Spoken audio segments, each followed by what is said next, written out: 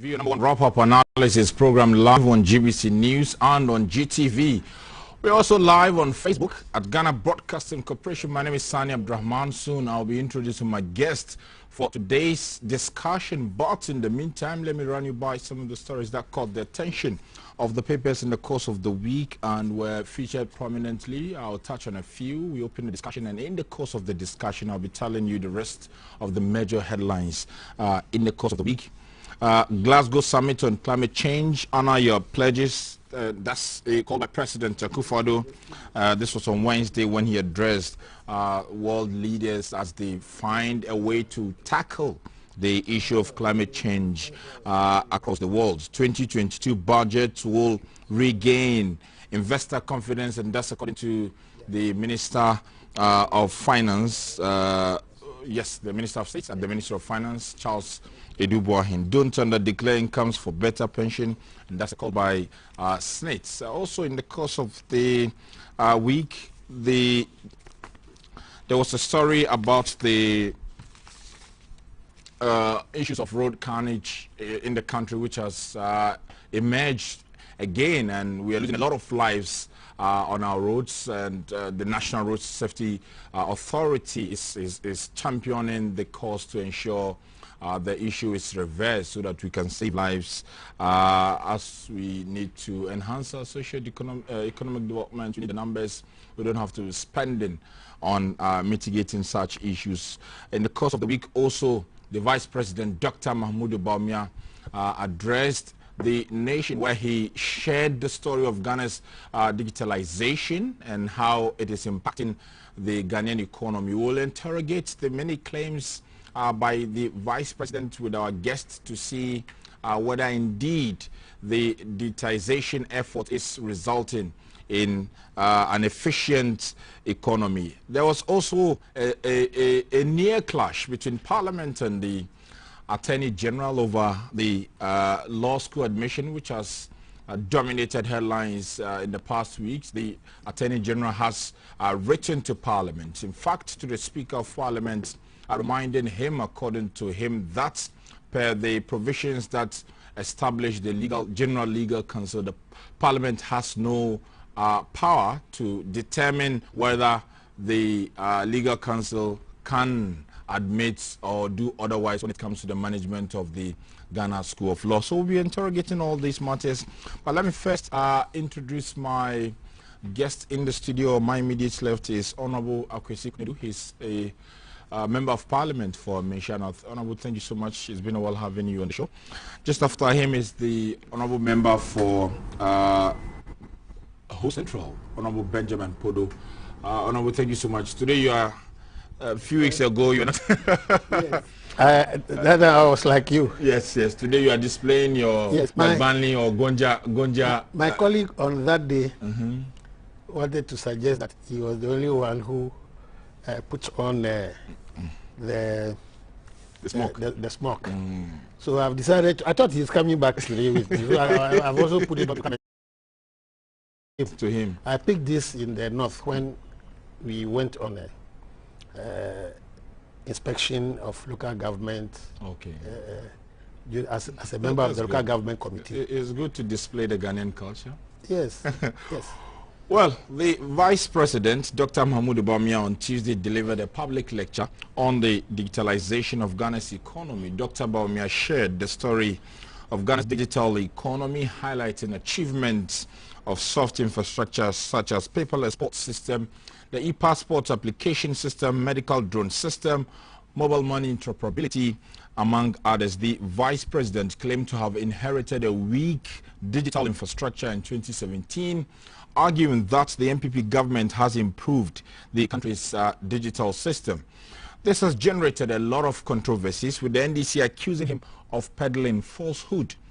We will examine the lecture and also the many claims in there and the counter claims by the NDC to appreciate what has been going on in the course of the week in this country. Let me start by sharing some of the highlights from the presentation of the Vice President. In fact, he said prior to 2017, there was more or less weak citizens identification regime.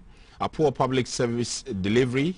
There was weak tax collection regime, and that's why I have much interest to see whether this whole investment that we have done as a country has impacted positively in our revenue collection.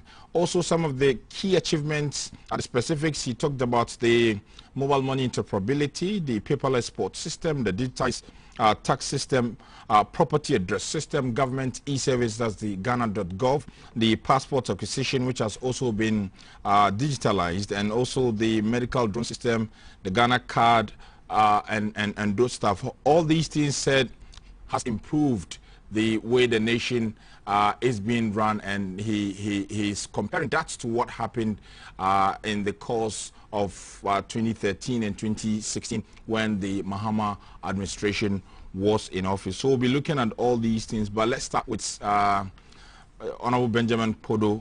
In fact, the NDC has been responding to the Vice President since Tuesday when he delivered that speech. Let me start by taking your assessment of Ghana's digitization drive since the MPP assumed office. I've mentioned a number of the interventions that they have championed, which the Vice President highlighted on Tuesday. What's your assessment of all that? Thank you very much. Let's begin by saying that digitalization, after digitization, is a good thing to do because it enhances the processes of doing things, either in an organization, a company, or countrywide. It is a very good thing to do. But the way our Vice President is presenting the information is what matters, as if he is the mother of it all. There were things in operation before he came into office. We've been doing mobile money as far back as early 2000. We've been doing mobile money since then. So for you to come to office now and suggest that you are the one who introduced it is what... I don't think the Vice President said he introduced. He talked about interoperability, where you can send money from Vodafone to MTN. Was not existent until they came into office. No, we were on this. I remember we had a meeting, the Finance Committee had a meeting, and the communication team, we had a meeting. We started this process. So coming to continue it, you don't have to allude the benefits to yourself alone. I remember that N1 road, this N1 road in Accra, was started by President Kufuor with the Millennium Challenge facility before President Mills came in. When he came in, he completed it. He acknowledged him, and on the commissioning day, he invited him to come and join him to commission the road. That's how governance is. Many of these things he's talking about were started before they came in. So if NDC had been in power, do you think that it would have been adapted? That was the presentation he made. Everything he would say, by 2017 when we came in, there was nothing like this. 2017 when we came, we started everything. That is the only problem I have. In the case of the interoperability, in fact, mobile money preceded the Akufo-Addo government. That is a fact. But in 2016, there was an attempt by the NDC to introduce the interoperability system, which, according to the proposal by the NDC, was going to cost the nation about $1.2 billion. This led to the SIPTIN Bank of Ghana legal tussle that we saw in the past few weeks. It has also been in the news. The MPP government introduced this, implemented it at a cost of $4 million. $1.2 billion, $4 million. There is a huge difference. So it cannot be the same. Yes, you see, you want to know the scope. When you are pricing any program or activity, you want to know the scope. The question is the scope the same? What was the role of the telcos themselves? As if the things just jumped onto Dr. Bawumia's table and then it took effect. These are some of the issues we have to address properly.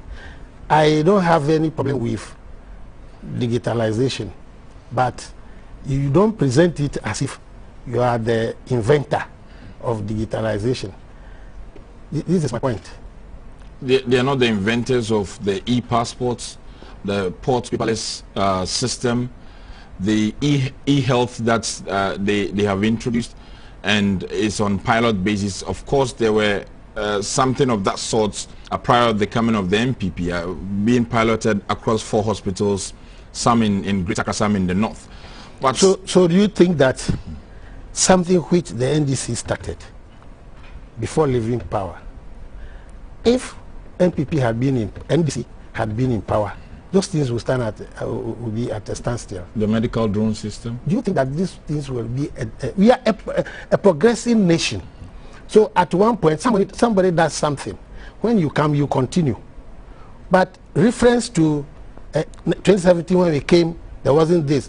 2017 when we came, there wasn't this. As if the country would have stood still after 2016 when NDC lost power. These are all works in progress, which we have to acknowledge where it started from, not just to accumulate what do you call it, pride to yourself that you have done it, you have done it, you have done it.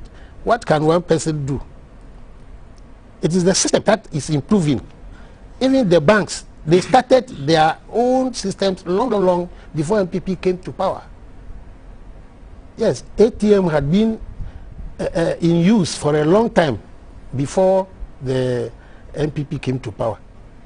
These automatic teller machines, they have been there long before they came to power. So we are always upgrading. We are upgrading.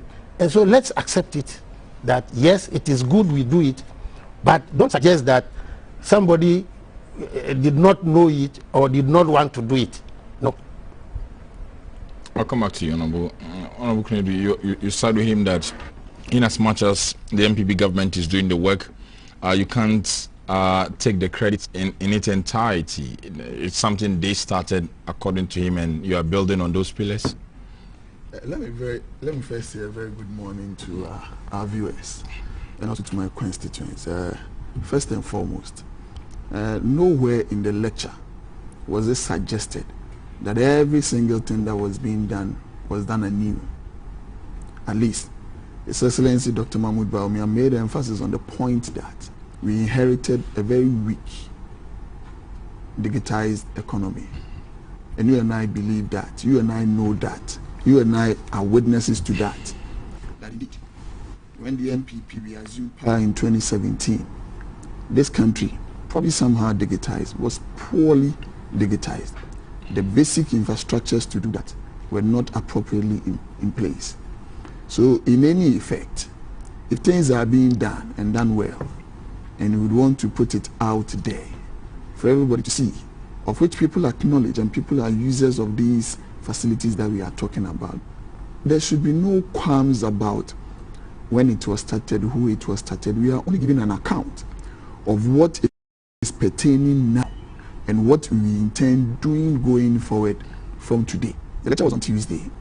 You see, the problem that we have now is that most often than not, you find people tell you, what have you started when you came into power? What did you start? Tell us what you did.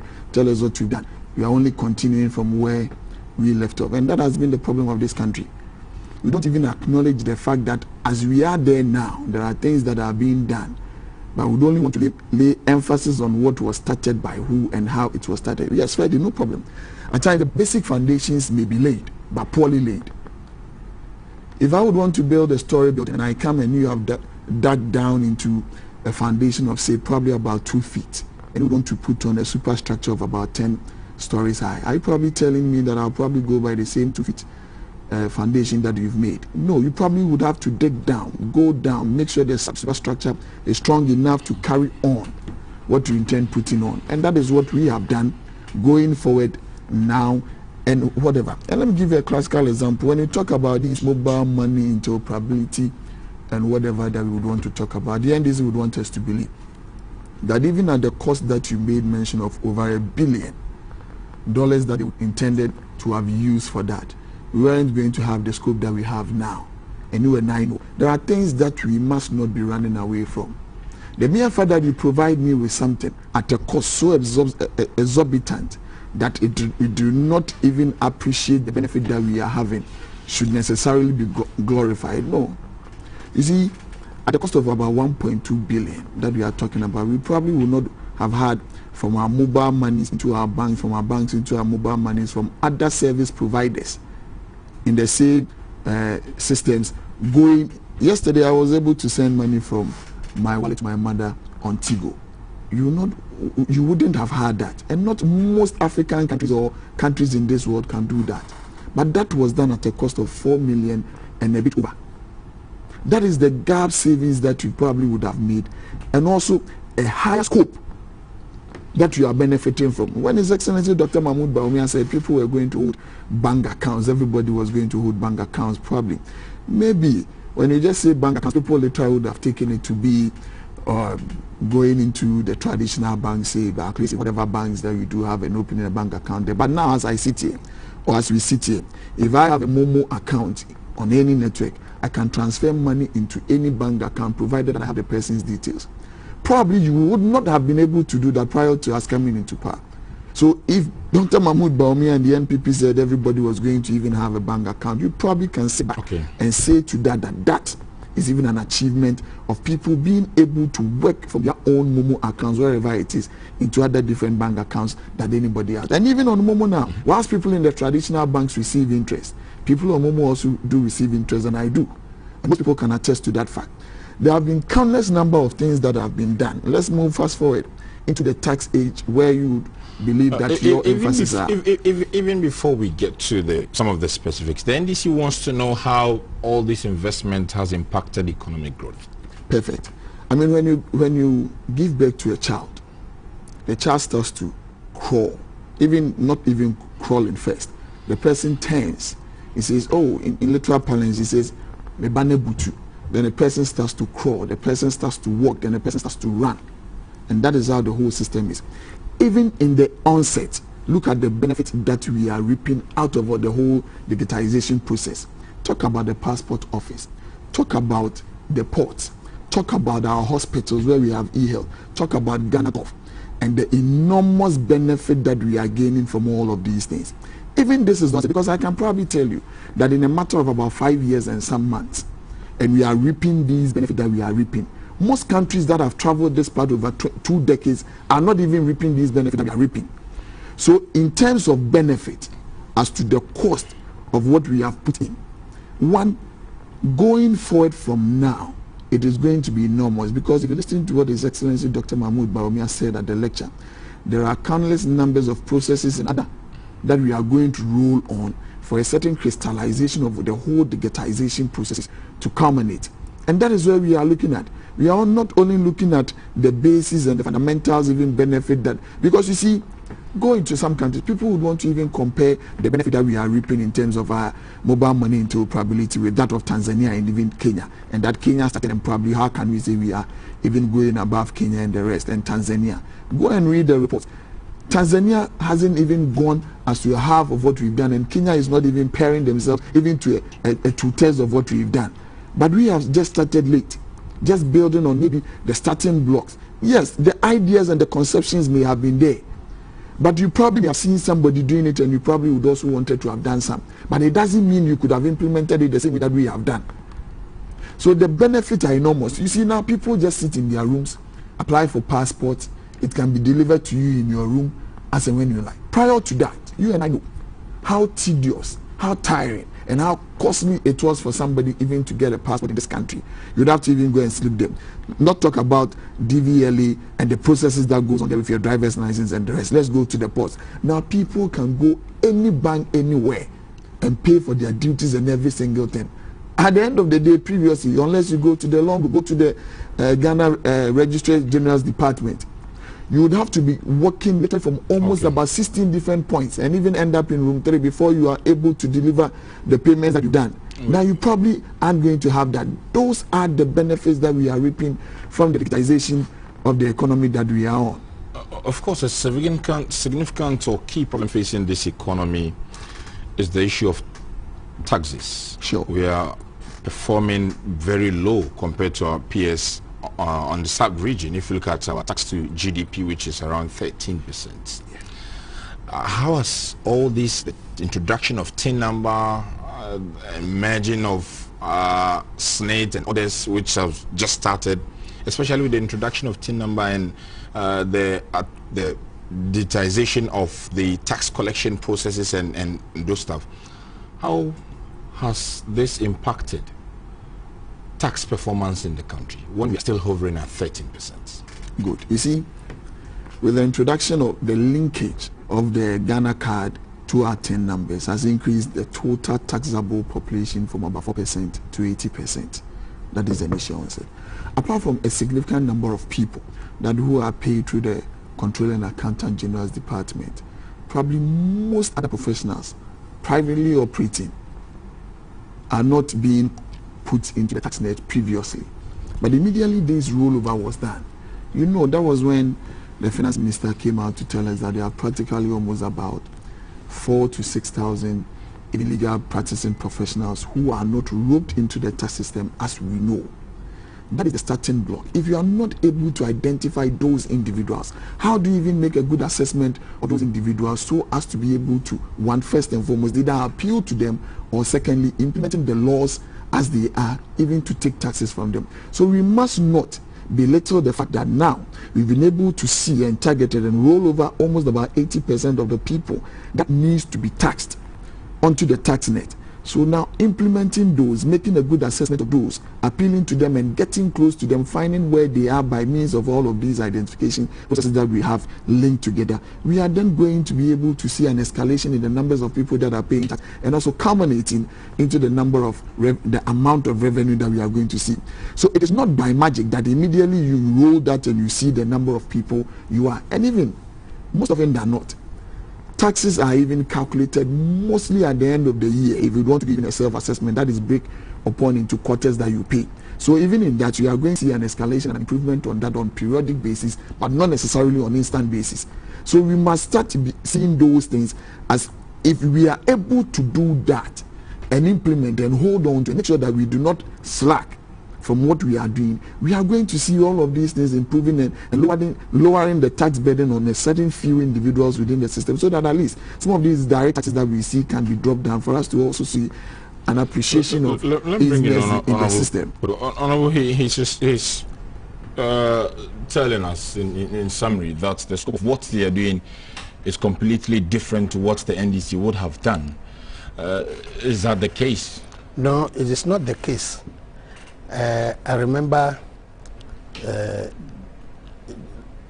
former President John Mahama came to commission the laying of sat in one of the offices in Ho and communicated with other regional ministers across the country. So that's why I'm saying that these intentions have been demonstrated practically before MDC left power. Now, yes, some of these things have been improved upon, but go to DVLA now and see. He was saying that they have taken off Guru Boys as a result of digitalization of DVLA operations. Go there, they are still there. If you like, from here, you can break as we drive there and you see the Guru Boys. They are there. They are still doing their connection. Isn't that a choice for me to decide to engage the Guru Boys and to go to the office directly? No, you have to do it according to him. You have to do it from even your house, without, or your office from here, without going there. But those who matter to go there, those who bother to go to that place, still see the Guru Boys. They are there, so they have not been eliminated. And seeing them for the sake of our audience, seeing them is a different thing altogether. They can't engaging them. Yes, you still have the decision to decide if you want to engage them. But if you still decide to go and engage them, it means that there is some benefit which you do not. You decided not to use the digital system. You have rather decided not to use the system. But for the system to be complete, it must block personal contacts. Do you see the point? It must block personal contacts. then you can say you have fully done it. So those things are still there. But I want to find out, in his address, he did not talk about the telcos' own agenda to digitalize their operations. How much support did they give to MTN? How much? MTN, these are growing things, and they are all over the world. So what their head offices are doing, say in Nigeria, in South Africa, or in Britain, that's what they are implementing here. So how much support? So you don't claim everything. You have to take account of what others are. This Ghana Stock Exchange, they started this digitization process long ago. Ghana Stock Exchange. So nobody can come and claim it now. That's what I am saying, that yes, let us improve on what you have come to find. And if we come back, by God's grace, in 2024, we will still do more. Now, you see, what is interesting is that all the claims made are not true. All? Yes, they are not all true. They are not all true. Can you mention the ones that are not true? You still have to go to the passport office. Of course, for your fingerprints, they will not walk to your room. And they have not gone further to even decentralize this. Because somebody from who still has to come to Accra. You see? They've opened some few regional offices. They are not functioning. In fact, the one... I know they have done some regional operations, but they're not functioning fully. So people still do come to Accra for their passport. And they pay money to unknown people in order to get it done for them. So the claims are not entirely true. Okay, so Honorable, I have a question. In terms of the passport, for example, if I've been presented with two options for premium service and the normal service, which may take a month or more, and I decide to engage a guru boy to pay and get it in a week, isn't that a decision that I've decided to take? It is a lack of confidence in the process announced to you. That is what will make you go that way. But if you know that truly it will work as it does elsewhere, then there will be no need for you to decide that you are not going by the digital process. So it is it's a lack of confidence in the fact that somebody has announced this is happening. So you take it lock, stock and barrel. No. That is what will inform you to decide that you are going to see the thing yourself. But I acknowledge that a few things are happening good. A few things? Yes, they are happening. Like you can buy things through Tonaton. But these are not government-sponsored platforms. The paperless support system is not government-sponsored? Well, that is. But there was the start. You remember this GCNet, community network. You remember that it was there. They were also improving upon their operations when the government decided to terminate their contracts and bring in icons. Yes. So these, you cannot say that they were dormant, they were not going to do anything, and it is because you have come that these things have happened. Okay. From my analysis of the Vice President's presentation, to some extent I see him attempting to paint a picture of the MPP government not to have started everything but accelerated the process. Well, but I think that's not fair to claim? That's what I said, that before you accelerate, you have to see something on the ground. Who cannot even crawl. If he starts walking eventually, what will he do? Do you think the distance he can cover in 1 minute will be the same as what he would when he was crawling? No. So definitely somebody started something and you are building on it. But my colleague is saying that the Vice President did not condemn the NDC. He did. You came to power in 2017. Then if you start one, you say prior to 2017, nothing was happening. Prior to the time we came in 2017, nothing was happening. What's the meaning of that? Is it not a condemnation of previous? Does it show any acknowledgement even the Ghana card, the ID card, which was started by President Kufuor, NDC continued, and you came. Was it successful? Not, I mean, it was ongoing. Was it successful? It was ongoing. And all the years. It was ongoing. And the investment in that regard, was it successful? It was ongoing.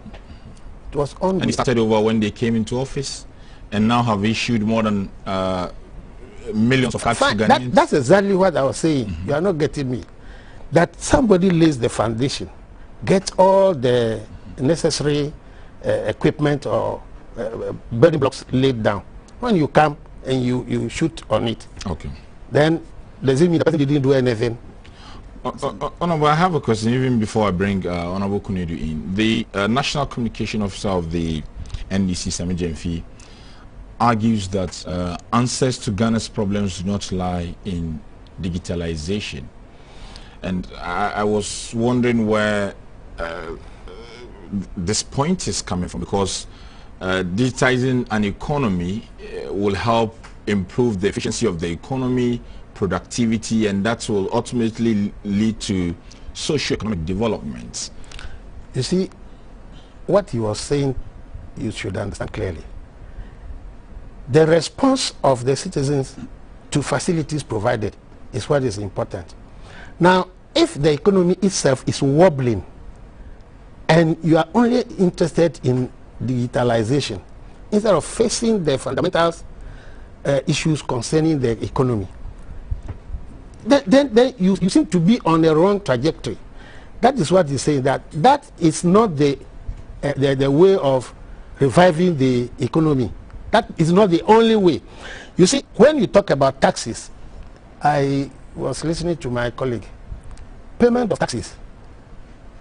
If you have TIN numbers for every individual, and the person does not have any source of income, he does not have any formal source of income which you can ask him to pay, what benefit is the TIN number to him? He must first be economically empowered before the TIN number will work on him.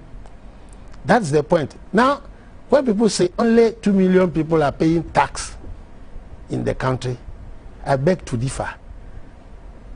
Almost everybody, the 30 million Ghanaians, they are paying one form of tax or the other, because taxes are both direct and indirect.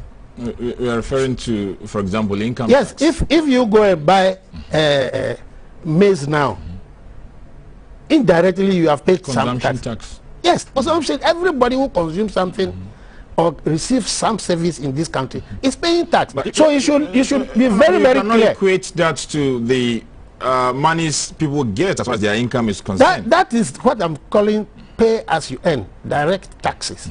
But people are also paying indirect taxes. Anybody who buys geisha and uses it in stew has paid tax on it. Nowhere in the world is this formula used to calculate the number of people paying taxes. Oh, well, but if I don't know, when they calculate VAT, what is it based on? VAT is based on what? Purchase of goods and services, is that not it? So the total amount realized represents what the people living in the jurisdiction pay. That is why we have VAT. That is why we have it. So everybody has been brought into the net. So when we are talking about pay as you earn, direct taxes, let's be specific that these are the taxes we are referring to, and stop telling my old man in the village that he's not paying tax while he is paying VAT on a daily basis. Okay.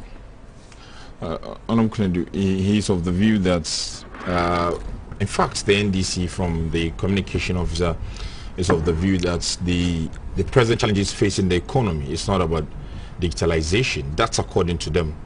In fact, there are fundamental issues that needed to be addressed in terms of reviving the economy from the storms of COVID-19 and making sure we create the needed jobs for people to, first of all, earn the income before they can even be taxed.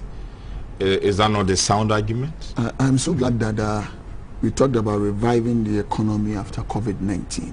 And COVID-19 has also shown us that we need to be much more digitized and also be abreast to the fourth industrial revolution that we are in. If not for digitization and digitalization, I mean, probably most economies in this world, or even the whole world, would have crumbled to a halt under COVID-19. So it tells you, for us to be able to address the fundamental issues of this economy needs to be fully digitized, and digitalization must be fully crystallized into our system. And there's no problem with that. I agree with how he says it. That shows you that, if indeed they were there, the acceleration that we are seeing now and the import of what is being done would not have been realized now that we are here, because they don't believe in how this whole digitalization agenda is being pursued in the manner that is being pursued. I don't have a problem, but it is core to our ability for us to be able to make sure that this economy is put on a sound footing, revived along with times, and also in tandem with the whole world going forward. However, what then also becomes the benefit? If somebody is working and the person is also being roped onto the tax system, we sit and we tell ourselves that everybody pays tax, no problem.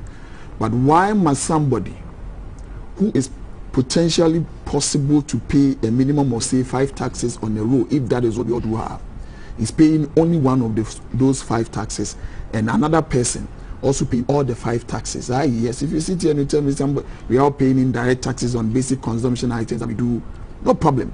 But if I pay basic indirect taxes on basic consumptions that I do, and also pay direct taxes on incomes that I earn, and all other avenues of revenue that are taxables, and somebody else is not also being taxed on those, do you think that is also fair? Both of us would demand the same social services from government. So if government is doing something, that each and every individual would have a certain identification. Nobody is going to tax somebody who is not working or who is not earning a taxable income. No, but we are putting in place all the needed blocks, all the needed linkages, all the needed systems, such that whilst we are moving on and going on, everybody that needs to be rolled on will be on already, and we do not need to be revisiting ourselves going back, making sure that we are now going to find that person and incorporate that person into the system. No. But however, my senior made allusion to the fact that there are still Goro boys and the passport processing centers is only in one country. No, only one area. Somebody from home would have to come. Currently, as we sit here, there are over 10 passport processing centers in the country. If you go onto the net and you would want to make a choice as to where you would want to go have your own processes done, that is a different ball game altogether. I can be here in Accra, I still want to say I would want to go to that one in Ho or Koforidua or the one in Takrade to have my processing done. So if that person makes a choice of a place the person would want to go have the processes being done, it is not that it is only one center that we do have. However, for those Goro boys that you probably will see at the DVLA, even if they take the documentations from you, because you do not want to go onto the system and do, they go onto the system and do for you at a fee. So let us not create the avenue that we see them there and it's because the system is not working or people do not have a belief in the system. If you probably would not want to have that same simple time of being in the comfort of your own secluded area and do that, and you still want to go there, nobody can go somewhere and tell every single person at a particular place to leave with the intention that by that you've driven away Goro boys and the rest. They would even be doing advertising on social media and the rest, soliciting for you to come and use their services because you didn't listen to the vice president. When the vice president says the Goro boys are not there. If he says they are not there, it is because you and I can do it your own self without wanting to give it to a Goro boy. But if you would want to patronize their services, that does not mean that they are there. They are not in the system. They go back into the system. That individual that you go pay saying is a Goro boy, go into the system. So in the system, you don't see a Goro boy. You see somebody processing that application through the system. That is why the vice president will tell you there are no Goro boys. And that is where we must get the understanding that if we would still want to use them, it's, for instance, the same way when you go and WAEC exams are out, BC results are out and the rest, you go buy your PIN code. You go, you find people seated at places with canopies, generators running, you give the code to that person, the person checks for you and print. Can't you do that in your own? But if you want to patronize somebody and that person becomes a system between you and the main system, that should not be said to be that that person is an integration of the system. And that is where you must get the understanding clearly from. When the online result checking... Before you come in, in the case of the passport, for example, yes, unless you go to the premium centers where it is a private facility, somebody has been given the license to operate. If you go to the public places, often after you are done with the online process, let's say you have been told your appointment is on the 20th or 10th. You get there, if you have money to pay a Goro boy, instead of you spending 2 hours or 3 hours there, it can be done for you in 5 minutes. He can get you to jump over the process and get your fingerprint and pictures taken well ahead of time. And that is still Goro Boy involved in the process. Unless you are telling me you have had an experience, rather than you are just telling me I'm a journalist. I've heard because people complain. You see, my own self and my little one just sat behind the computer, did everything, printed the form out. I was given an appointment. They took her there. I paid no Goro Boy. I went to the processing center in Kumasi and had it done. That is not a premium facility. You see, we as human beings would also want to always have the shortcut. Even, you see, when you go, you pay the Goro Boy, you feel that the person has shortened your time. No, the person hasn't. It is actually the same time that you may have spent. But you, in your own mindset, having the feeling that, oh, because I give to this guy, the guy will go inside and come out. Probably the person even passes by and just go. By the time you realize your name is being mentioned, you go, you feel like the person did before you know. We must also acknowledge the fact that there are things that are going on and going on very well. Procedure. You can sit here, have your passport being done on the piece. It will take you. When it's ready, it will be brought back to you here. You actually never had that. If you would want to go there and take, it's a different process altogether. If you would want that to be done for you, yes, that is also a different process. But we must also acknowledge the fact that we are moving and moving on very well. And we must appreciate these things. Immediately we have these skepticisms and the rest. That is where I will tell you that if you have the opportunity, you will have the foresight and the insight to implement it in the same scope that we have it now, even trying to even further better it. You see, all these very quick one, because we're moving on to our next subject. All these nice things that you are saying, if you categorize the Vice President's address in two, you will see the promises for the future, and you will also see what is happening on the ground. Now, what's happening on the ground is a continuation of somebody's work. Yes, and plus new introductions. A few.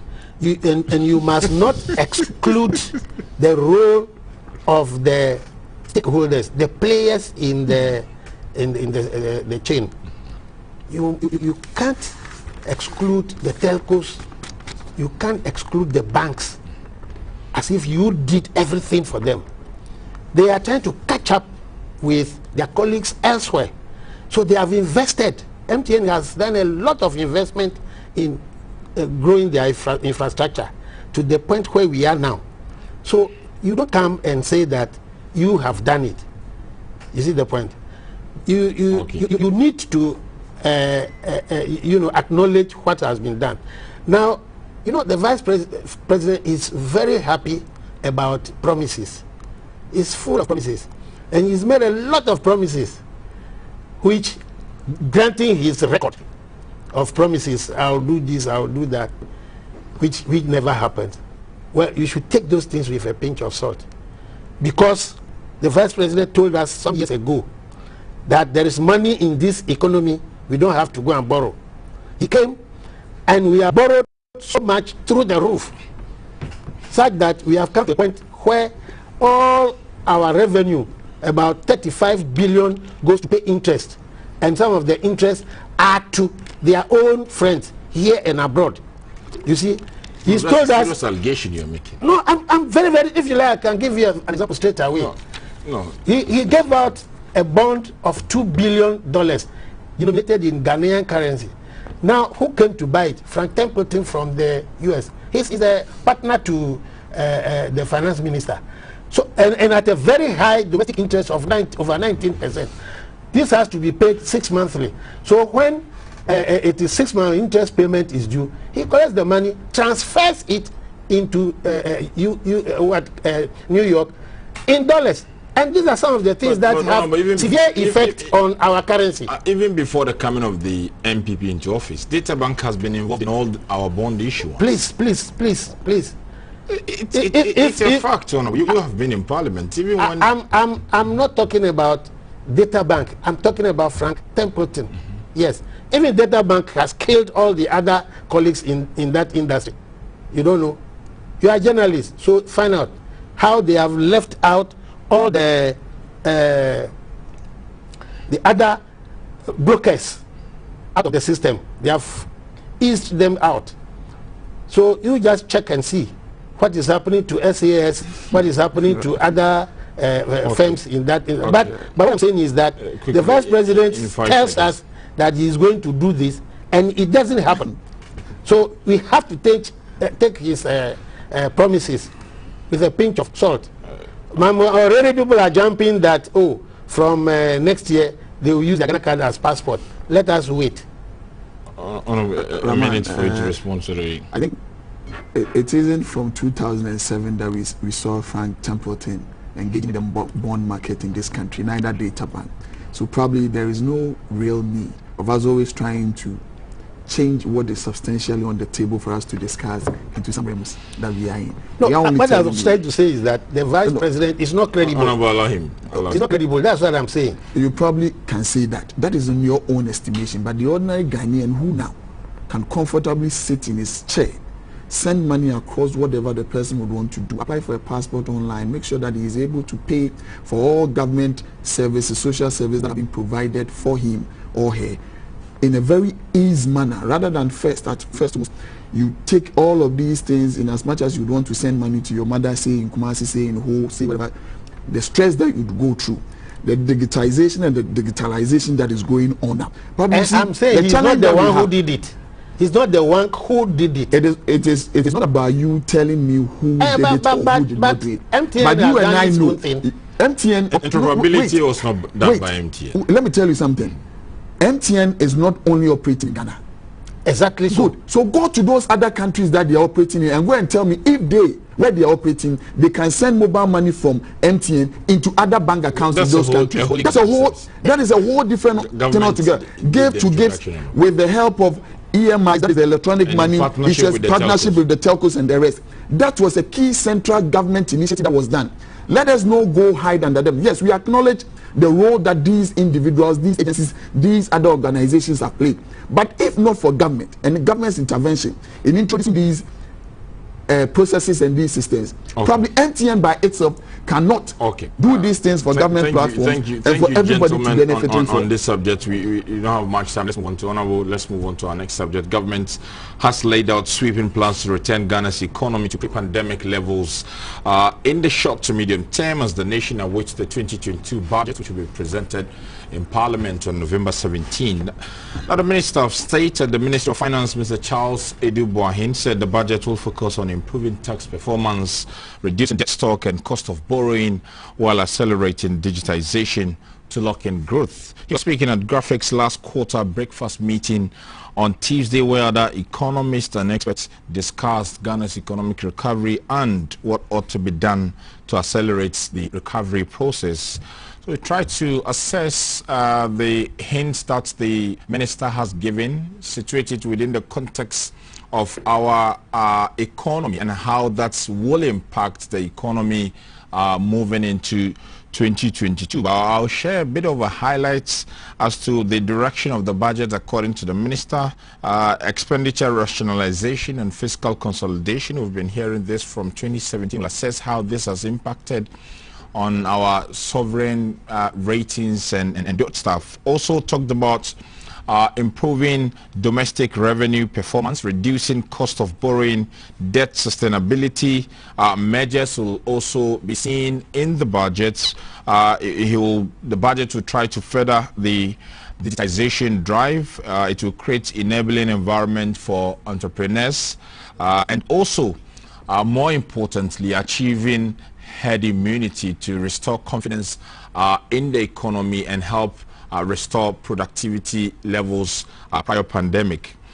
Let me start with you, Honorable Podo, on this one again. You've listened to the minister on Tuesday. We've all listened to the minister as he gave us a hint of the direction of the 2022 budget. What are your thoughts on the insights given by the minister? Yes, I heard the minister speak, but as I said earlier, there is more talking than action. The minister should concentrate himself on telling us how the 2021 budget performed. See, we have already indicated that we will not work on the 2022 budget if we do not get accountability regarding the performance of the 2021 budget. We cannot just be sitting down and approving budget, and at the end of the year we have nothing to consider as having been done by the budget. So if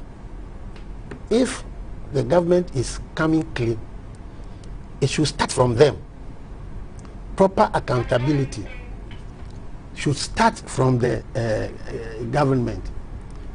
The under declaration of revenue should be quickly addressed. They should declare the full revenue earned during the 2021 period, at least up to September.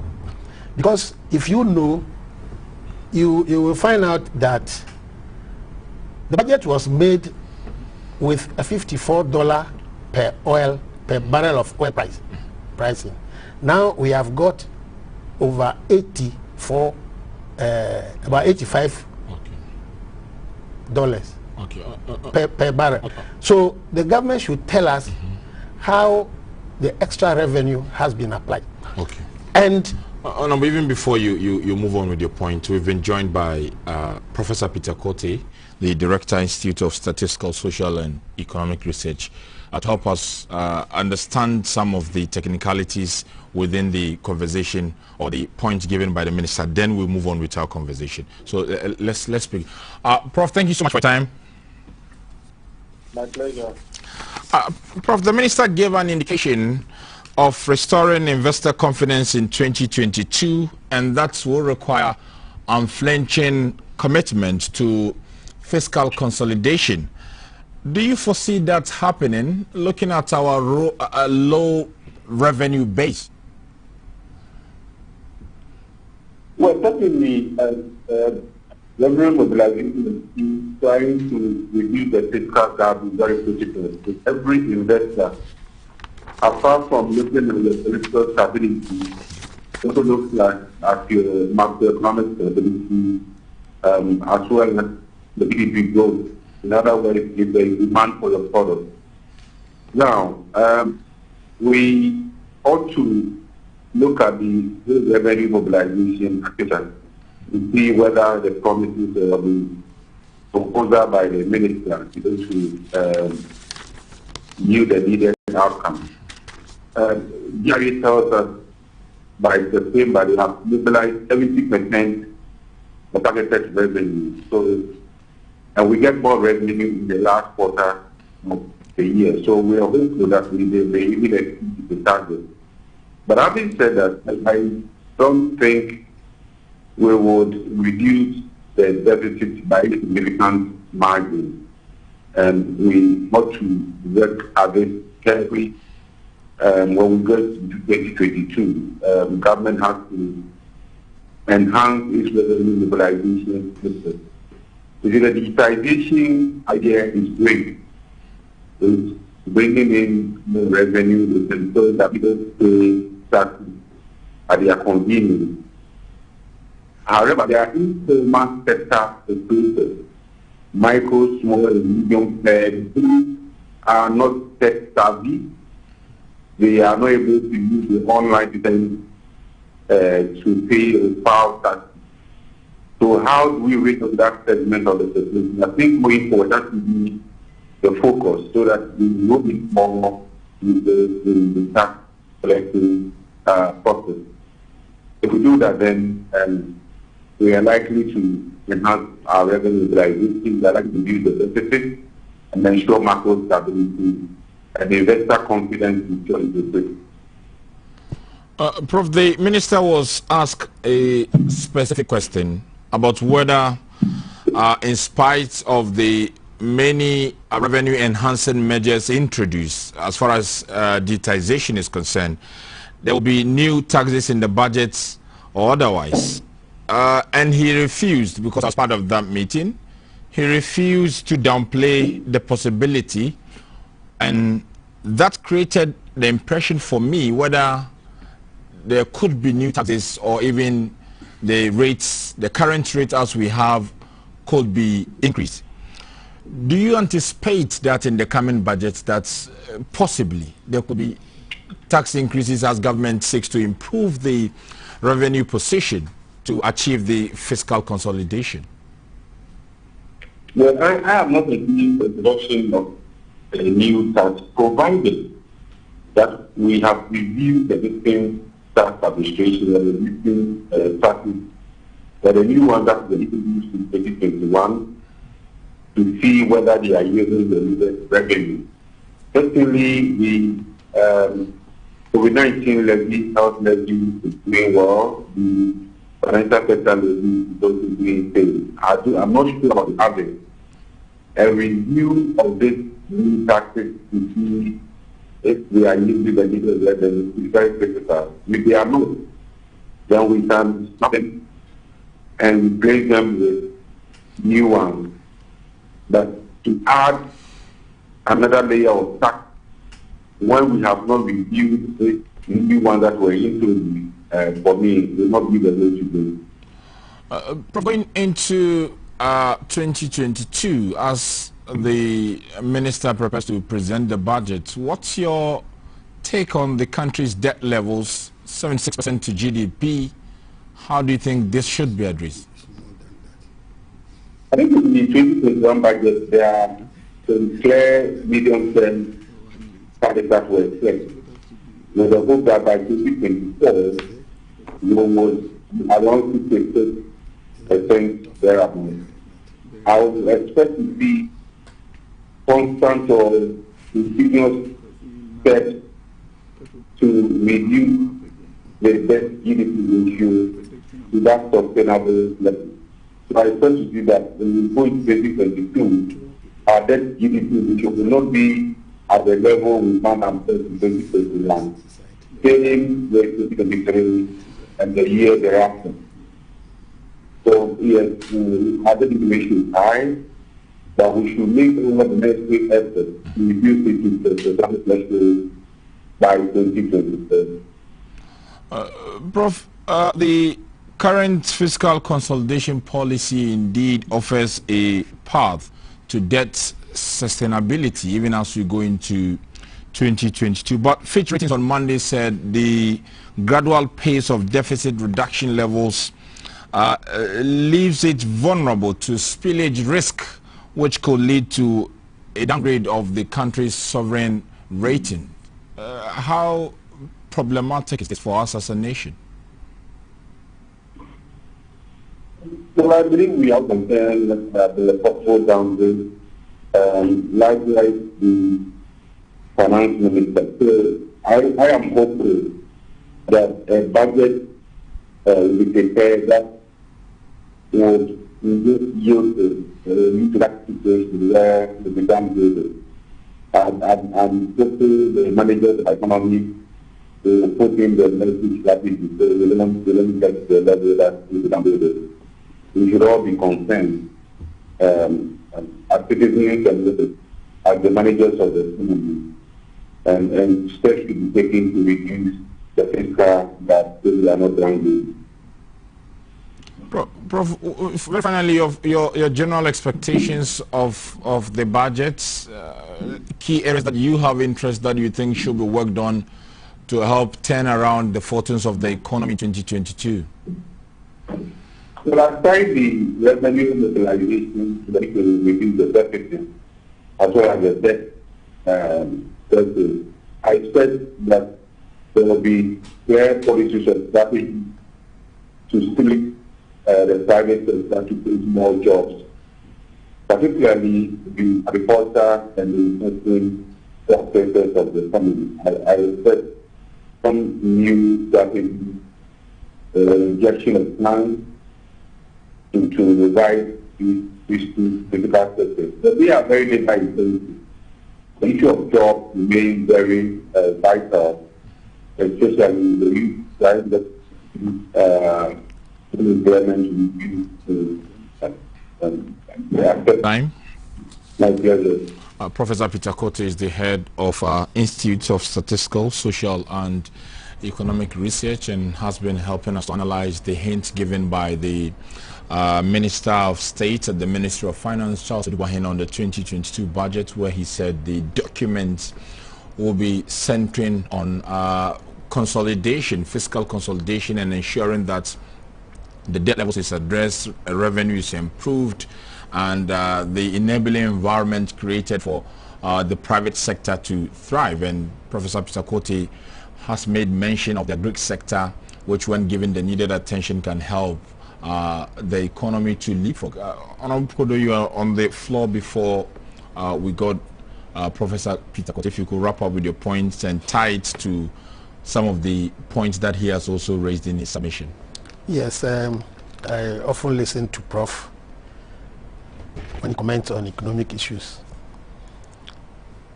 The point I was raising, and which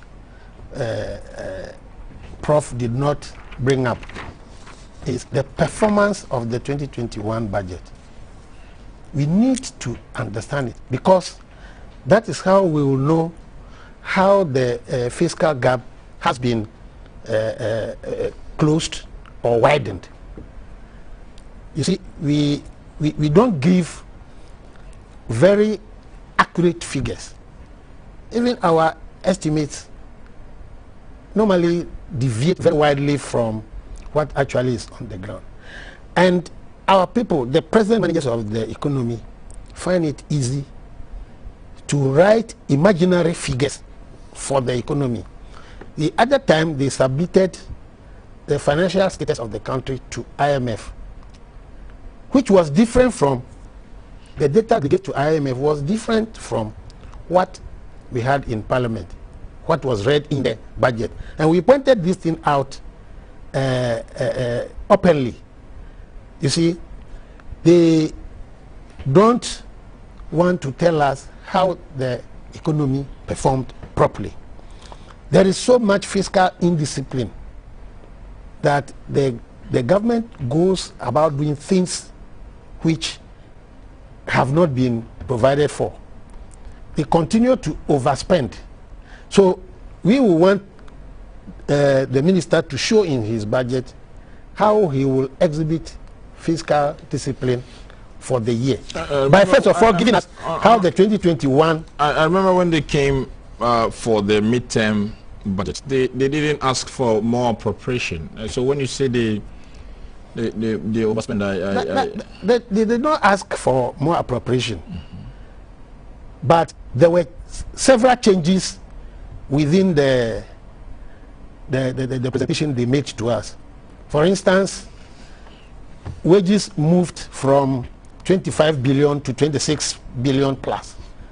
So what happened? That we had to cough out 1 more billion to add to the wages appropriated in the budget when we approved it. What happened? So something must have happened. That is why we have to change from about 25 billion to 26 billion. You see the point? So they don't give the correct figures. The debt position, they've not been able to tell us exactly how much the government is owing. We know that the government is owing a lot externally and domestically.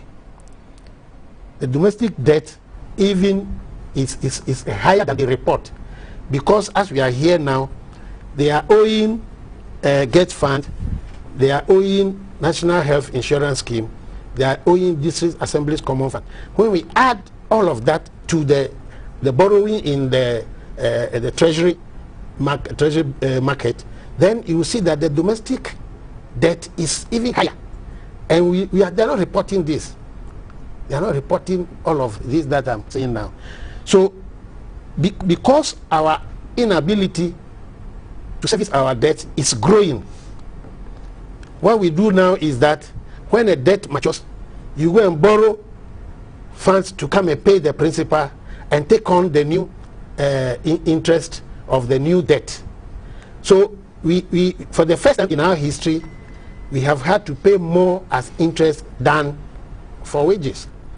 35 billion Ghana cedis as interest, as against 26 billion wages. That is the reverse has been the case for all these years. But that is where we have reached now, because the borrowing is just through the roof, as I said earlier. So they have to tell us how they intend to deal with our debt situation, because we are getting to unsustainability point. We are saying that we have 76%, but in fact it is higher than that. It is higher than that. When you take the IMF quarterly report, which they did fresh, the debt to GDP ratio is far higher than 76. There was a projection in that document, but in fact they also quoted 76, projecting it to exceed 80 by the end of the year. But that hasn't been. No, we don't have now the figures. They acknowledge that it's above 77. It's above 77, and the projection is up 80. That is if we continue to borrow. So the government should think of how we can reduce this borrowing, and then keep some of the money we pay as interest to ourselves for development. You see the point? This is what we are expecting. Okay, the high deficit must be tackled. The fiscal discipline must be tackled. Otherwise, Fitch, Standard & Poor will continue to rate us very low. And when we go to borrow, we will be compelled to pay higher interest, because the risk level is growing on every day, because they are thinking that since we are not making the desired revenues, the ability to service our debt in future is in danger. That is why they will put higher interest to mitigate their risk. I'll come back to you. Honorable Kunede, if you want to respond to him before the substantive question.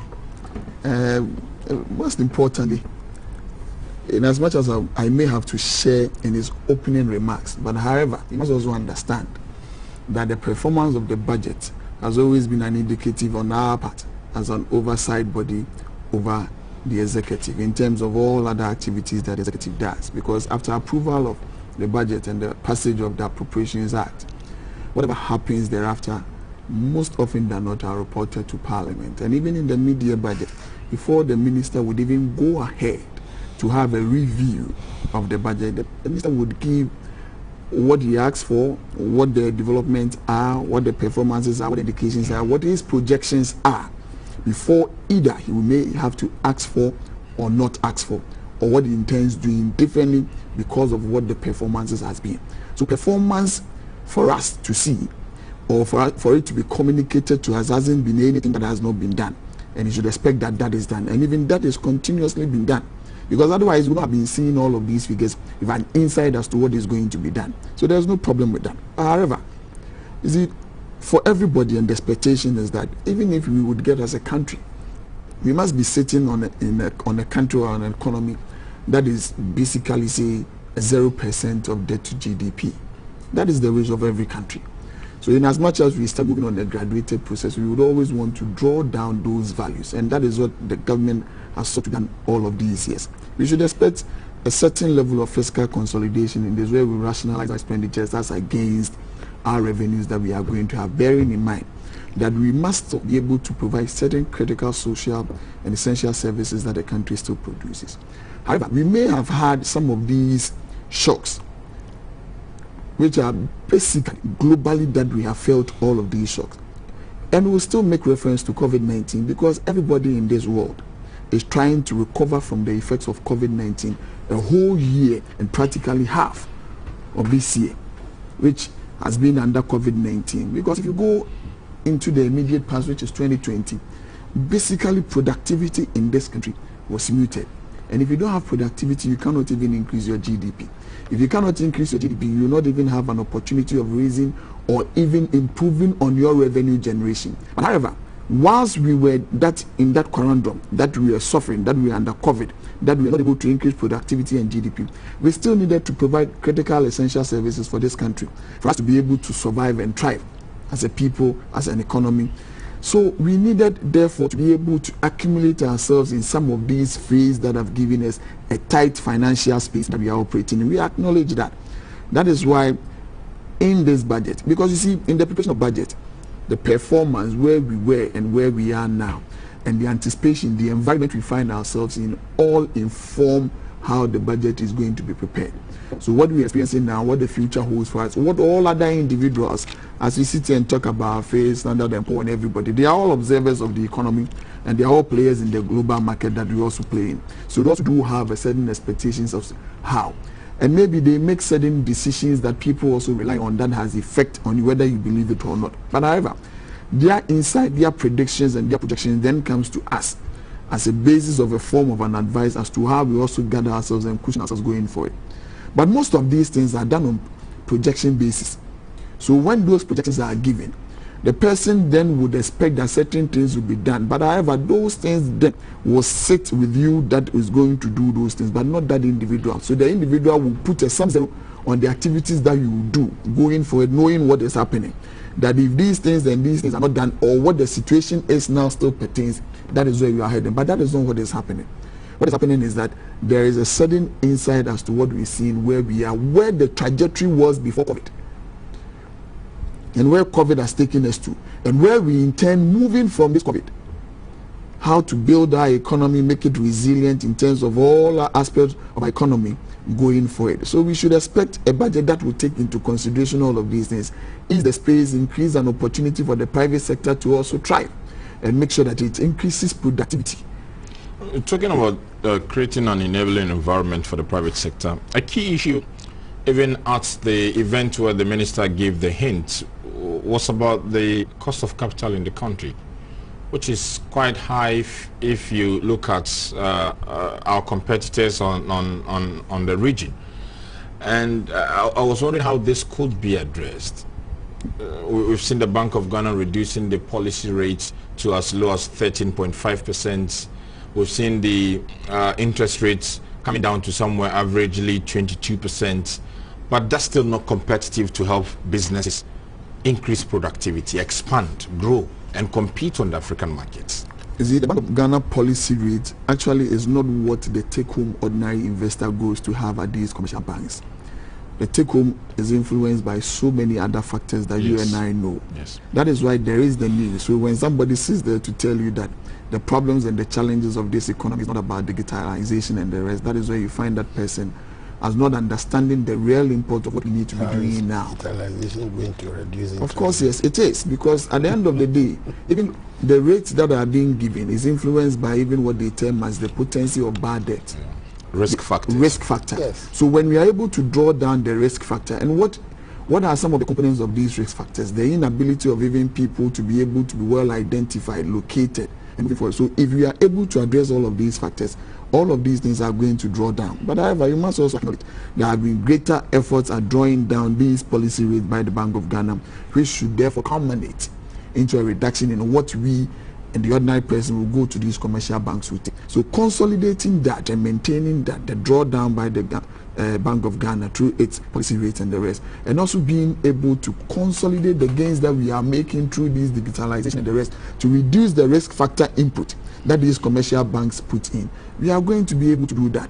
That is why you go to other countries that because of this, their ability to reduce the risk factor, there are interest rates that are below, say, 5% one and the rest. So those are some of the things that we need to do. We acknowledge that even if there is a possibility for us to have, say, a zero interest rate to shoot out productivity and the rest, then everybody will rush in. But would we be able to identify these individuals, monitor them, and make sure that it is put into real productivity to cheer up GDP and also increase revenue mobilization and opportunity for employment for others? No. So we need to be pragmatic in these approaches. Whilst we all acknowledge there should be a drawdown of that, we should also be able to embrace the change and the movement that is going on so that it can be seen to be realizing and sinking in that. Thank you. Let's move on to our third subject of the day.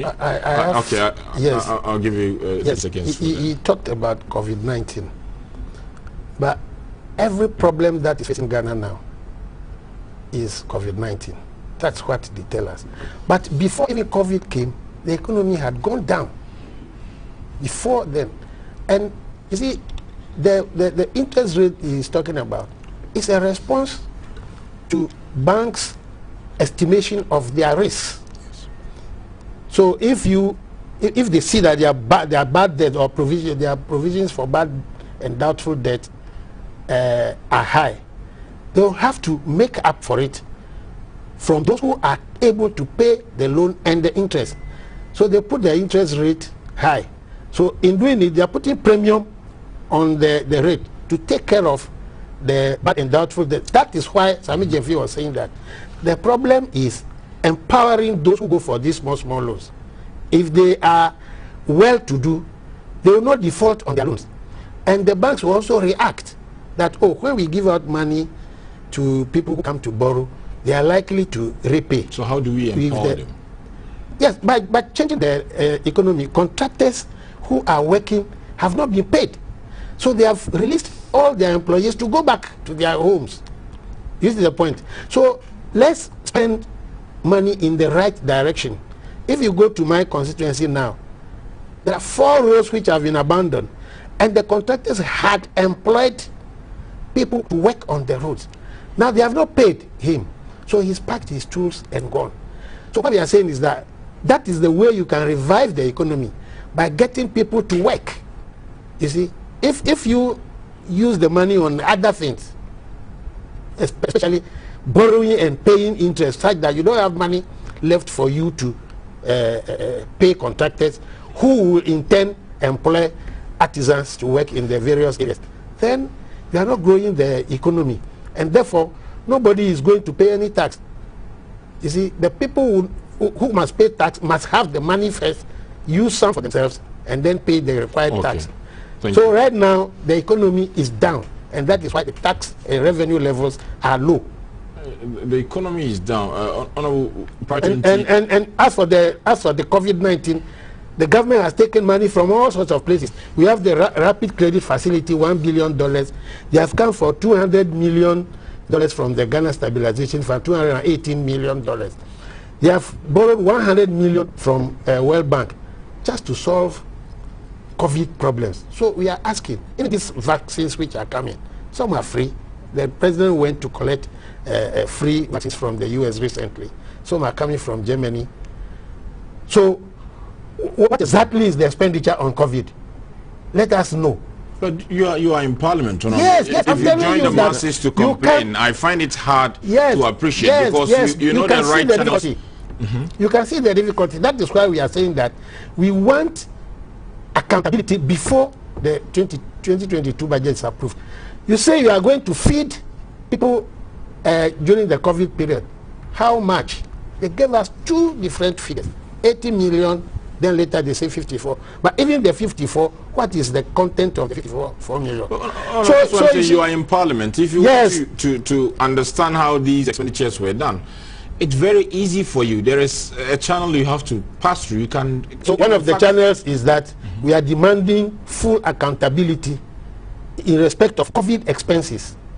Have you made any parliamentary moves to demand that accountability? Yes, they are coming with their budget, and we are going to committee level considerations. So these are the places where we will pin the government down to provide adequate information for us to enable us to move forward. So you see, everything COVID, but prior to COVID, the economy had already gone down with staggering indices about the performance of the economy. So we cannot blame everything on COVID. Many people are even saying that COVID is a blessing. Thank you. A very quick one. Not that we are blaming everything on COVID, and however, there is no difficulty in accountability. I like the way you asked him that you are there. I mean, this has been done already before even the media budget review was done. But however, I'm going to give you a classical example. You sit here and we just say, oh, we are blaming everything on COVID. Look at the United States of America. I mean, what they tried even to do was to do what they term as quantitative easing, print more money, and even distribute those monies in terms of social interventions and the rest for people, where families were paid per child $600, per adult about $200, and the rest of people. I mean, why would they have done that if not for the effect of COVID on those economies? Go to other countries in this world. Go to countries like Italy. People were made to withdraw part of their pensions for them to survive. But here, nobody was made to withdraw any part of that person's pension for that person to survive. But at least a cushion was made. So not that anybody would want to blame COVID. COVID is a situation that has happened globally. Okay. And COVID has affected every single economy. Okay. Ghana not an exception. Thank you. Our neighboring countries, Togo, Burkina Faso, Benin, they are performing better. They are not performing better than we. They are performing better than any other country in the sub-Saharan Well, in the Africa. course of the week, Honorable, 2 separate road accidents recorded within 24 hours have resulted in the death of 23 people, including children, leaving many in critical condition. The fatal accident occurred on the Offenso and Akumadan highways on Monday and Tuesday. More than 2,100 people have lost their lives to road carnage since the start of the year, and that's as of September, according to the National Road Safety Authority. And the authority has since hinted that the number of road accident deaths in 2021 will be the worst in Ghana's history. Quite a worrying development, especially if you look at the pictures of the Monday and Tuesday incident. We'll be joined on the line by Pearl Dusu, Director of Communications, National Road Safety Authority, to just paint a picture of the situation, because they deal with this issue firsthand before I pick the thoughts of my institute guests. Pearl, thanks so much for your time. Thank you. How worrying is the spate of accidents on our roads and the number of deaths we are recording? Thank you very much for asking me. This is to your cherished viewers. It is a very worrisome situation, and we can confidently say it is unacceptable and very, very unfortunate. Because when such things happen, it will derail all the work that will have done over the years, which is not good news for road safety. And so such unfortunate situations is very unacceptable within the road safety management cycle. Pearl, if you can share with us what the causes of these incidents are. Is it indiscipline on the road, or more or less genuine accidents? Thank you very much. There are 3 major causation factors: the human factor, the road factor, and the vehicle factor. But our research has so far shown that the human factor is contributes about 93%. The vehicular factor contributes about 13%. And then the road factor contributes about 34%. So, we can say the human factor contribution to carnages or crashes is very huge. And so if you're able to manage the human factor very well, I think the statistics will start reading a decrease. Pearl, I'm not cutting you, but when you say human factor, exactly what do you mean? When I say human factor, it is the indisciplinary action of road users on the road. When we talk about road users, we have the driver, we have the pedestrian, we have the motorcyclist, and then we have the... So all these people make up the road user. And the human factor is what they do or what they don't do right on the road, which will result in crashes. That is the human factor. Pearl, ahead of Christmas, the festivity season, where a lot of enjoyment here and there, how is the National Road Safety Authority stepping up efforts to sensitize road users so that we will not be seeing more of this worrying development? Thank you. We have realized that over the years, the core activity or the core mandate of the authority then commissioned was education. It was education. We have done a lot of education, sensitization, awareness creation, and advocacy. And from about 40% awareness creation in the early 2000s, our research has shown that awareness of road safety activities and road safety program has risen to about 85%. So it means that a lot of people are now aware of road traffic regulations or road traffic rules and regulations, but yet the crashes are still going on and it is in an increased level, which is not acceptable. So we have realized that when we add enforcement to it, effective enforcement, it will go a long way to reduce the crashes. And so aside the education that we do, be it campaign, be it outreach, be it for flyers and all other things, we are going to see the IDT so that they will strengthen their enforcement part of road safety management. Now, this time, from last month, we started removing unprescribed lamps fitted on vehicles.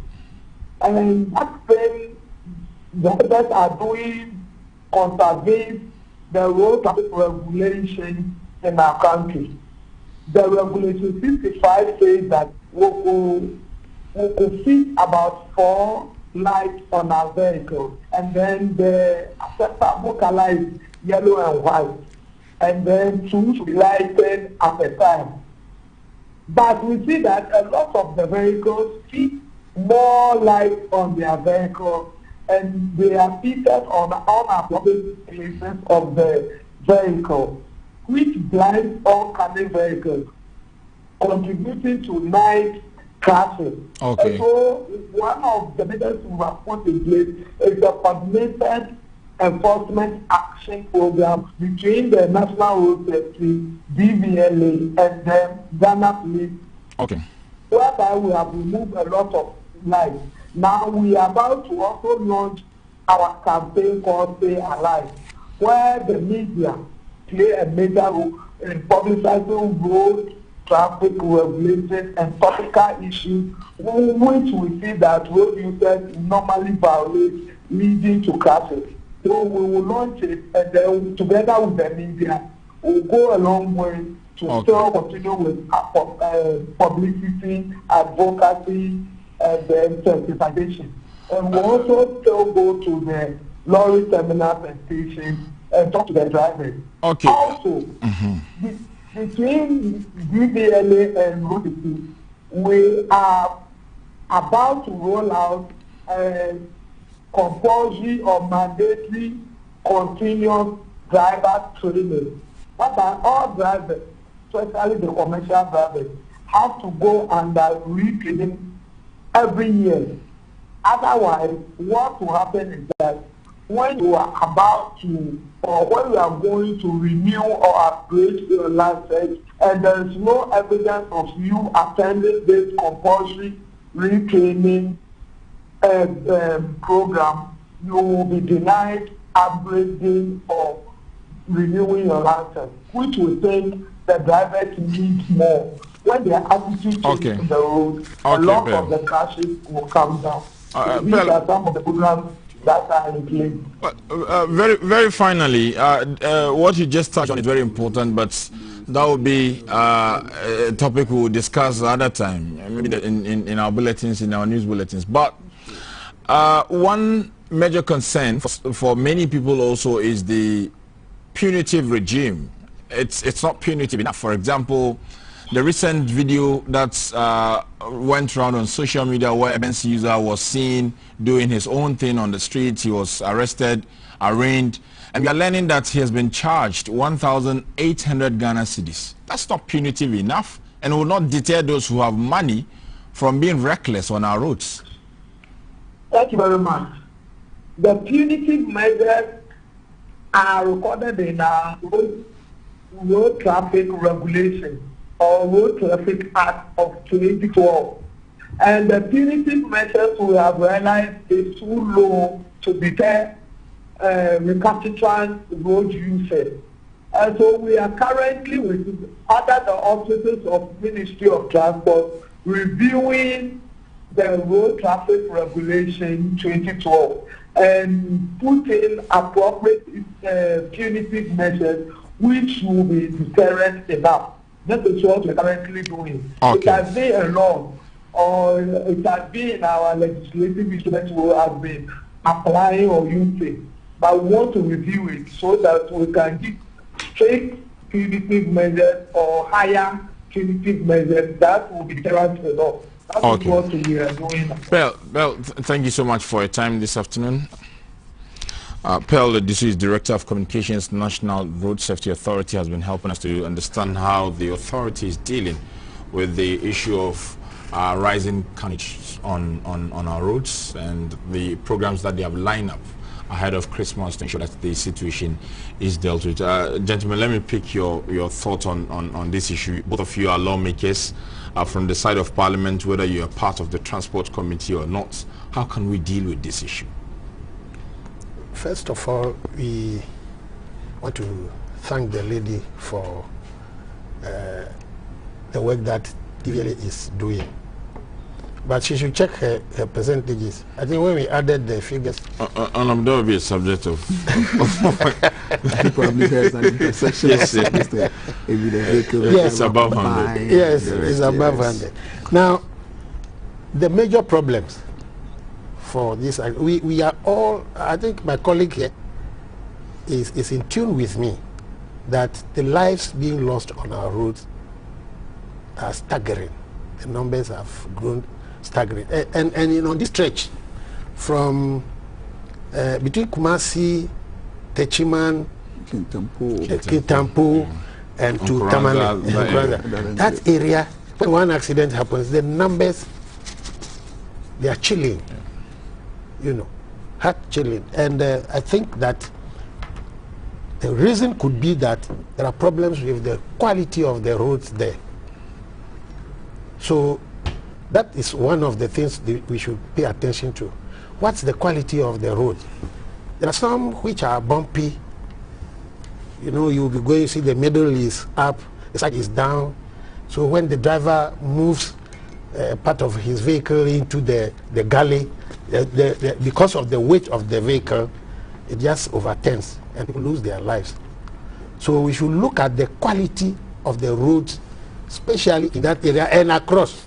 I was just... And overspeeding too. Yes, overspeeding, that's the human aspect of it. That's the drivers, not only overspeeding, fatigue, long distance driving. Sometimes they get fatigued and they don't know what they are doing. And you know, accident, it occurs just by the second. The 1 second that your eyes close and you want to wake up, you are already in it. So we have to manage this fatigue. I understand that when you drive a certain number of kilometers, you have to stay, you have to stop, relax for a few minutes before you continue. I think these things have to be checked. Then lighting in the evening. How bright are our roads?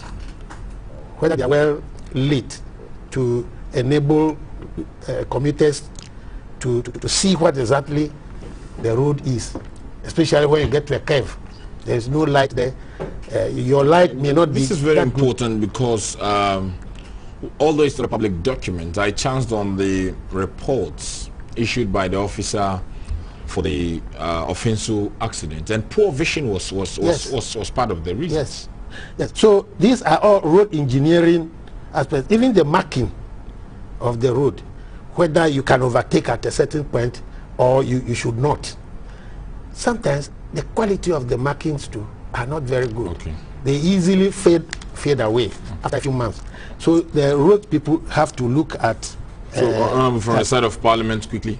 Yes, what we have been doing, I think the Transport Committee have been doing a lot, pushing the Road Safety Committee. If you remember last year or so, there was a bill brought by Mubarak and co, which was to strengthen the road safety organization towards their work. All these things are very important, and what you said, the punitive measures that be adopted to offending drivers, these are all things which, when they come to Parliament, we can push to enable the vehicle to control drivers on the road. Okay. A quick one before we move on to our last subject. Most importantly, I share in the view of my senior. But however, if you look at even the figures, regardless of how high they were or the additions of them, human factor seems to be the most prevailing in terms of all of these road accidents. And why would human factor be? I mean, let's take the vehicle and the rest out, because even for the vehicle, it is human factor that affects the vehicle. Because if you have a car that has a worn out tires, worn out brakes, and you don't maintain it, it is human factor but not vehicular factor. You see, with the installation of these cameras in the traffics, where you meet intersections, and you have the one that led to the arrest of some of these recalcitrant drivers, has shown how we as road users, and especially drivers, do not give regards to road regulations. You see an intersection, and with these Okada and bikes would want to speed and cross a red light with an anticipation of just turning the head like that. I saw one that was chilling. I mean, these are the countless numbers of things that give opportunity to these road crashes. If you look at the figures now, Ashanti region is leading in excess of about 432 people, followed by Greater Accra with Upper West region being the least. A total of almost over 3,000 individuals from January till now. These are huge numbers of human lives and productive people that have been lost through careless or whatever the means will be. And you see, even the most careful driver on the roads with the attitude of another driver can be involved in an accident. Even whilst you are careful driving on the road, obeying some of the another road user, being another driver can be. And with some of these rules that we just said about how bumpy some of these nature of our asphalt would have been, also goes to the enforcement of some of these limits on our road. For instance, the Azaway regime that we have. You would have a truck loaded to a certain, even defeating the center of gravity of the car. If these cars continuously apply these rules, they endanger the lifespan of all of these rules. And it's all because... And that also brings into question how the Ghana Highway Authority is dealing with this issue of, because they are manning the axle stations and stuff. Their personnel are the ones doing that. Sometimes you wonder whether the cars pass through all those facilities and how they were able to pass through. Man, you and I know. I mean, that is the human factor that we talk about. The person who, remember about 2 weeks ago on the N1 highway moving on to the Tatakwashi interchange, where you had this truck fully loaded with scraps gotten stuck under the bridge. That had to take almost about half a day for traffic to be diverted before that truck could be removed. One, spoiling the overhead that we have there, causing damage.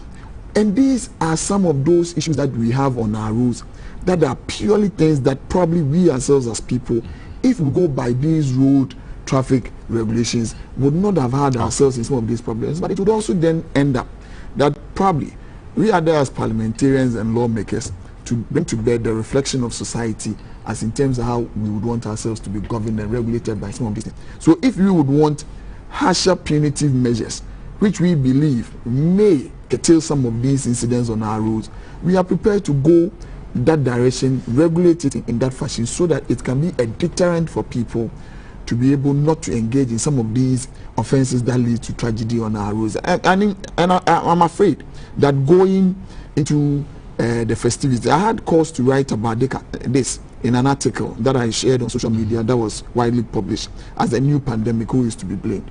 But the emphasis, because every single person, road user, because you sit in a car, for instance, a long journey vehicle from Accra to Kumasi, and there are passengers who are in the car who would want to go earlier than the estimated time, who will be impressing on the driver. Oh, that driver, won't you speed a little bit and the rest? If the driver speeds a little bit and the rest, he ends up in a, you tell, oh, you were over speeding.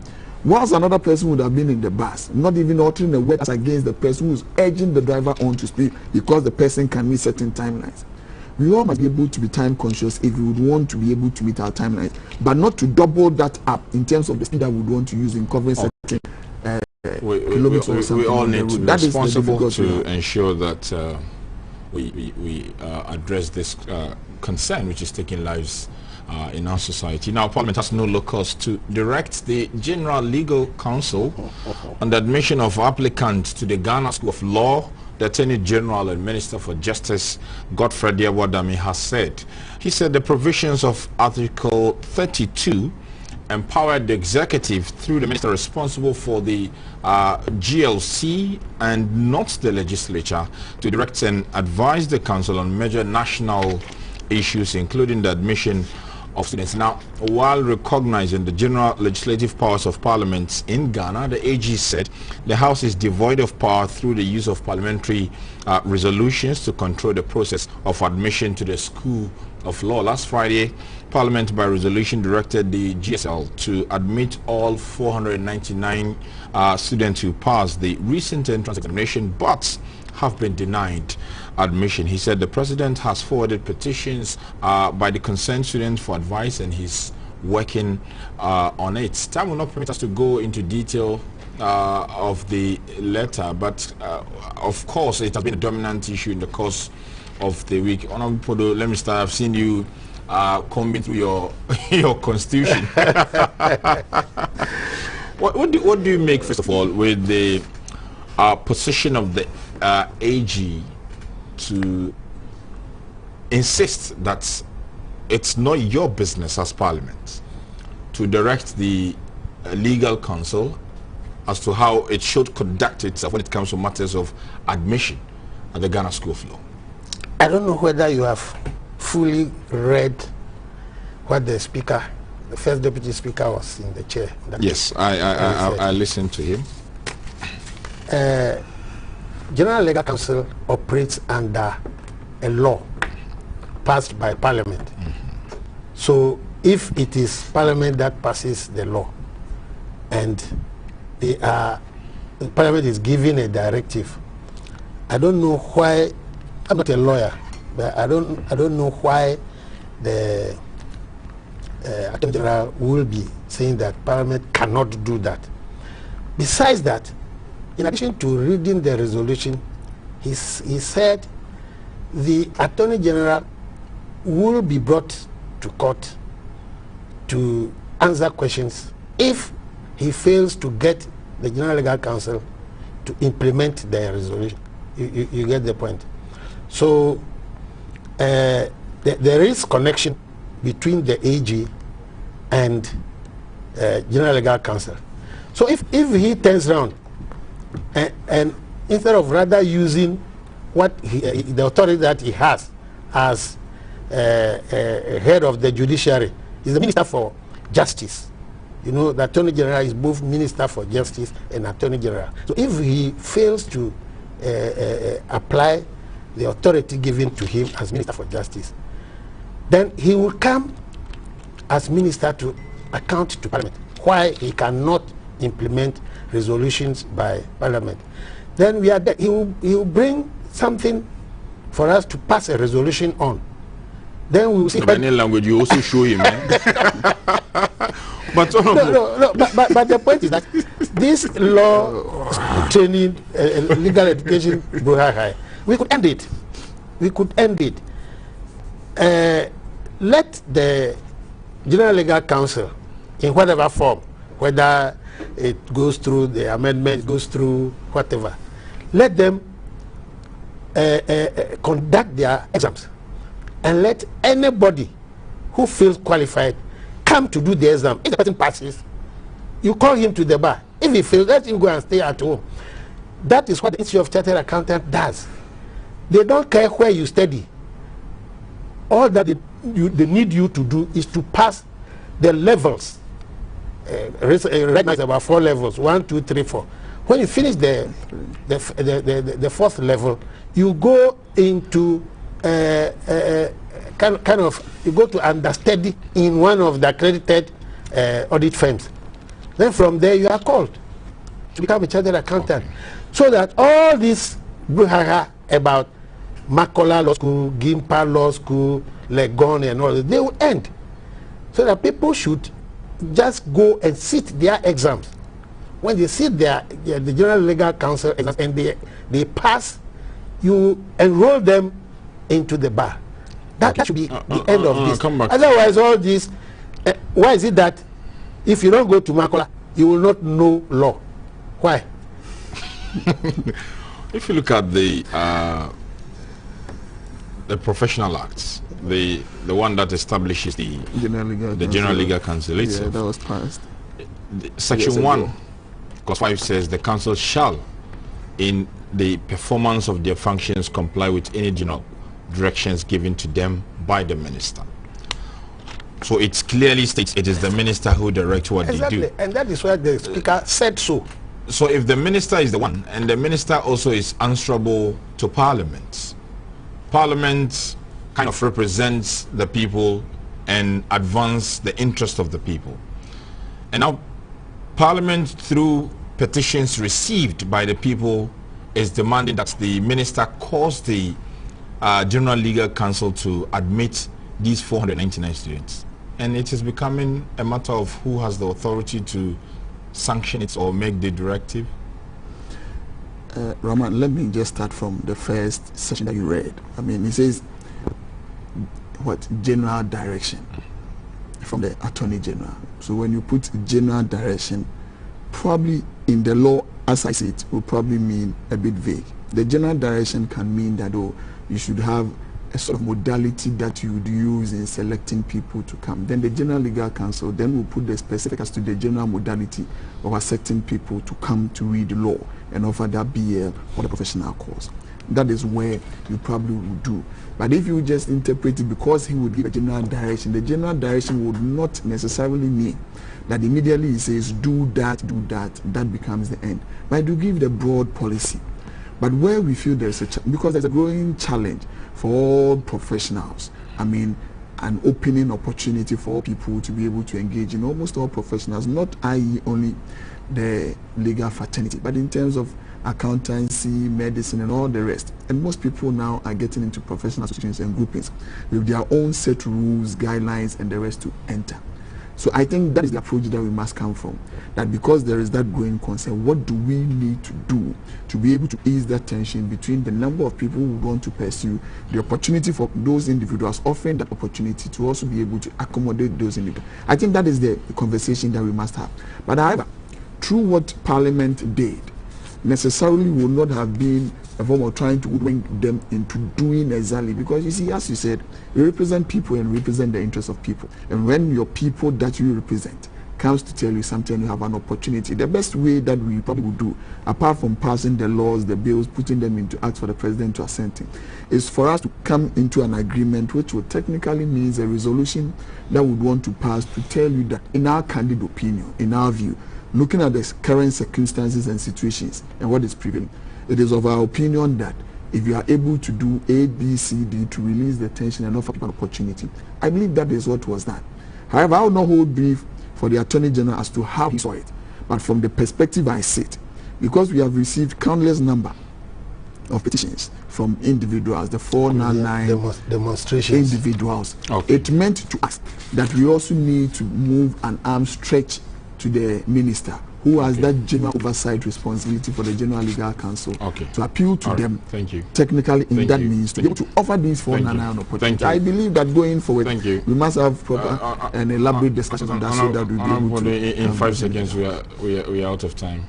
If what Parliament is going to do now that the AG has taken this position? No, there has not been any